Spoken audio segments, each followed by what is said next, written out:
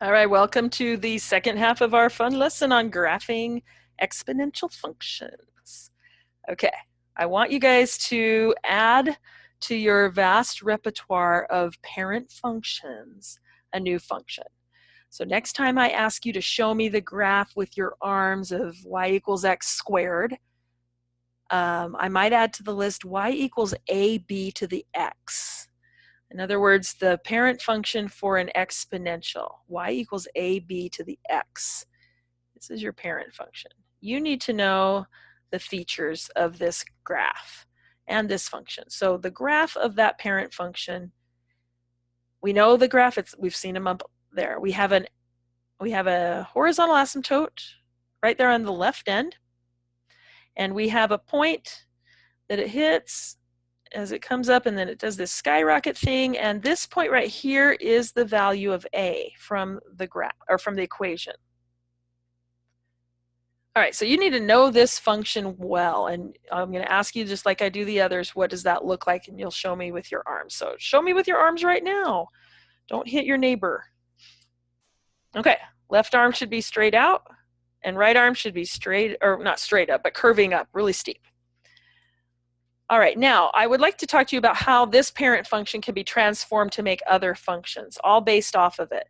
And so there's three transformations that we're going to deal with. Let's jot them down. We're going to do horizontal reflection. And so that's going to be the left and right kind of flip around. Left becomes on the right and right goes over to the left. Horizontal reflection. We are also going to do a vertical reflection.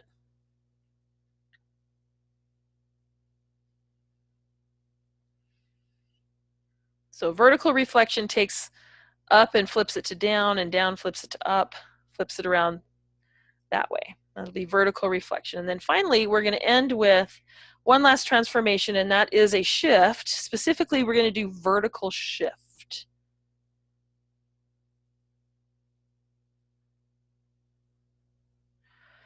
Now, vertical shift is just like it always has been. Vertical shift will take the entire function, raise the graph up, might raise it down. It depends on whether you're adding or subtracting.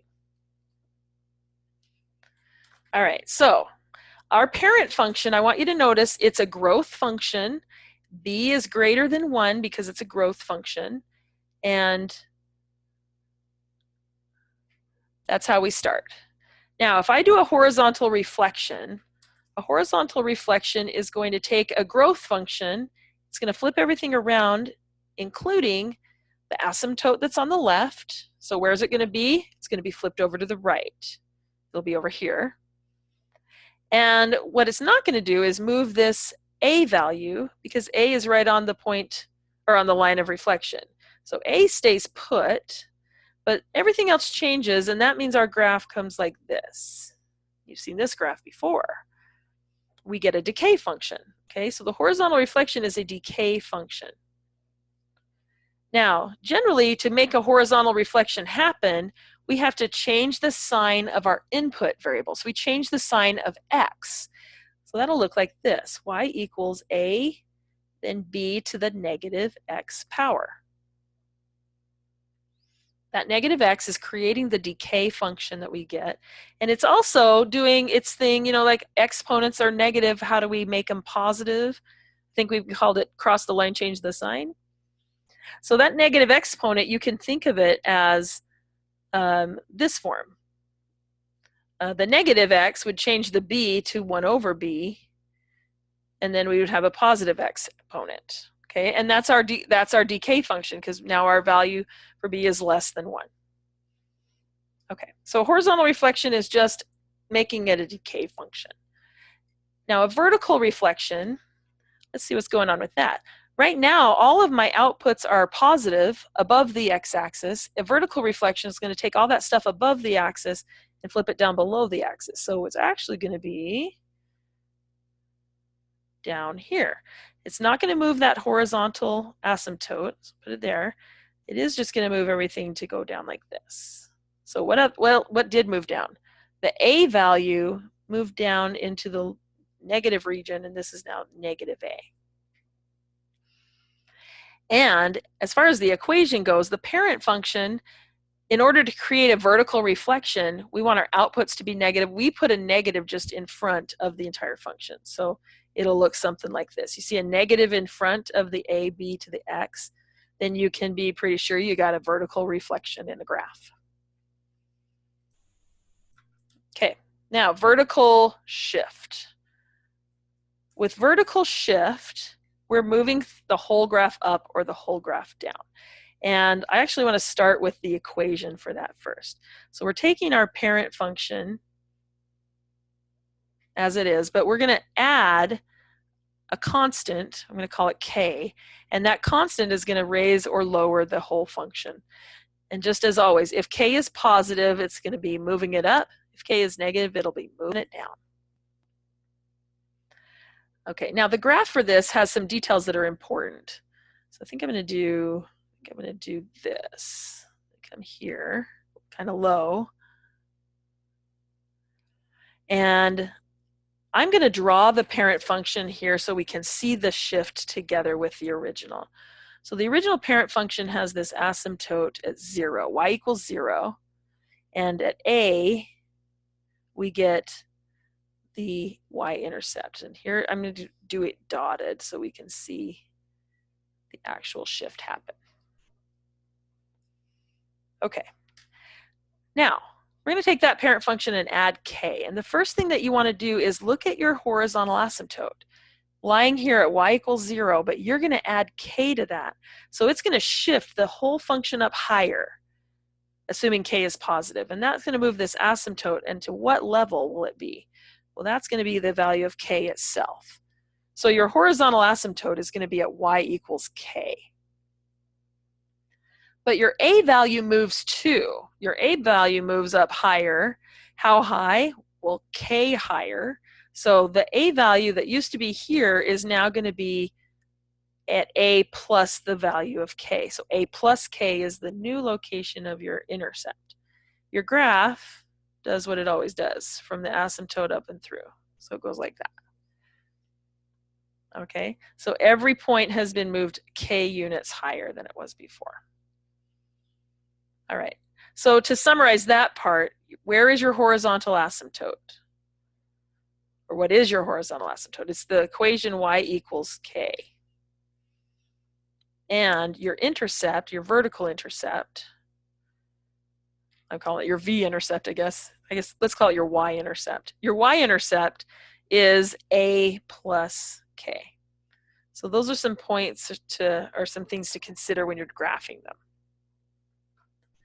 All right, in fact, speaking of graphing, let's do a graph. Let me give you this example. So in this example, there's a lot of things going on, and you kind of want to ask yourself the questions that we just talked about here in order. So looking at the function, you want to decide if there is a horizontal reflection. And you can ask yourself that by just saying, is this going to be decay or growth? And look at the base. See how it's 1/2 less than 1 to the positive x power? That indicates that this function is going to be decay. So I'm going to make a note of that. The decay is what I learned from this 1/2 right here, less than 1. The -3 that's sitting in front of that. Now that tells me that a is -3.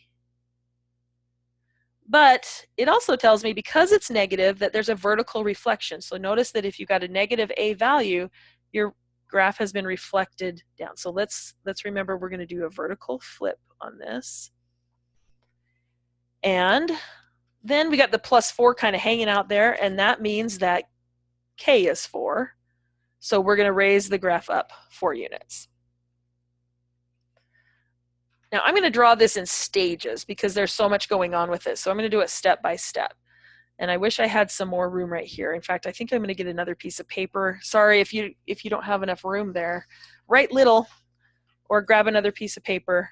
You can pause the video if you need to. Okay, so I'm going to do, like I said, these graphs in stages. So first I want to show the decay. So my graph is a decay graph, which means it's falling like this and headed towards the asymptote here. And I'm not going to worry about the a yet. I'm just going to let this be 1 and this is the graph of y equals 1/2 to the x power. That's our halving function. We graphed that at the beginning of these notes. Okay, now let's actually put the -3 in there. So building from there, y equals -3 to the, or times 1/2 to the x power. Now the -3, first of all, it's negative, so it is going to take my graph and it's going to put everything down below instead of above. The asymptote is still here, but it's all going to be flipped around. So actually it's going to be kind of like this, that reflection. However, it's the 3 and not a 1. So it's got a stretch factor going on. That means that our asymptote, our intercept is -3. And our reflected graph looks like this now. Okay, now we finish the last step by adding the 4 to the end of that. So our final graph will be of y equals -3, 1/2 to the x power, and then we're just going to add 4. So we're going to take our pink graph here, we're going to add 4, which is going to raise the whole thing up 4 units, and let's see what we get.